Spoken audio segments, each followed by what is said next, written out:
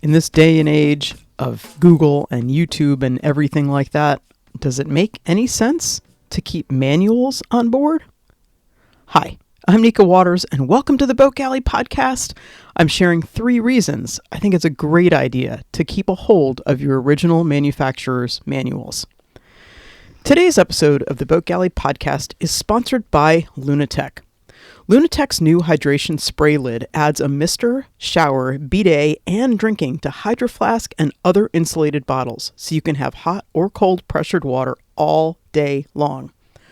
All day long, cold water for cooling and drinking and hot water for cleaning dishes and people. It's amazing. It's a Kickstarter right now, and it's only $20. Check out the link in the show notes. It's also on Kickstarter with Lunatech and Hydro Flask Mister as the keywords. Lunatech, innovative gear for your outdoor adventures. Let's talk manuals for a second. Because I know a lot of people say, well, I don't need a manual. I'll just go to YouTube and check out what somebody on YouTube has to say when I'm installing or maintaining or troubleshooting whatever piece of equipment it is that I have on board. But manuals, as sometimes weird and strange and strangely worded with different bots or different languages being used for originals, as troublesome as they can be, there are some real important aspects to keeping a manual on board. One of them is that it's the manufacturer's manual, and the manufacturer will have some ideas and details about their product that you might not necessarily find on just a generic YouTube video. Another thing with a manual is that as you use it and you use it to install or maintain or troubleshoot your piece of equipment, you can keep special notes on that manual in your own handwriting that remind you of what you've done when you go back to redo something or check something. This really came to home with one of our new pieces of equipment, an MPP solar charger inverter, and the manual has lots and lots and lots of little details on different kinds of batteries that it can be used with.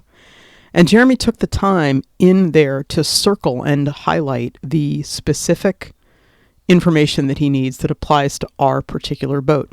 It makes it super easy when he needs to go back in and adjust a setting because he can find it at the blink of an eye. He can find what he needs because he's been able to mark up that manual. And the third reason that it's great to have a manual on board, frankly, is that you don't always have access to the internet.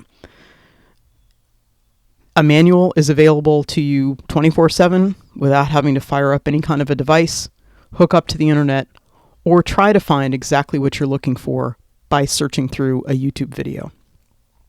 As a side note, if you don't have all the original manuals for the equipment on your boat, if you've got an older boat or a boat with older equipment, you often can find the manuals in PDF form on Google and find it on the internet and then download it to have in your own files. This doesn't do the same thing as a manual does in terms of being able to access it without having to fire up a device, but it is awfully good to be able to have that because you still can access that without internet access. So YouTube is a great resource, and having the internet has made maintaining your equipment a lot easier in many, many ways. YouTube doesn't take the place of a good manual that you've been able to mark up and have at your fingertips and use, even if you don't have access to the internet. I can't wait to share an Anchorage with you when maybe we're not having to search through our manuals to maintain or troubleshoot or install something new, but instead we just get to toast to our incredible good fortune at being able to live this incredible lifestyle together. Thank you so much for listening to the Boat Galley Podcast. We're all about helping you make boat life better, and we certainly hope we've done that today. We love it when we hear from our listeners. We love it when you don't forget to share us with your friends. We love it when you leave us a 5-star review on whatever your podcast app is, because that helps other people find us.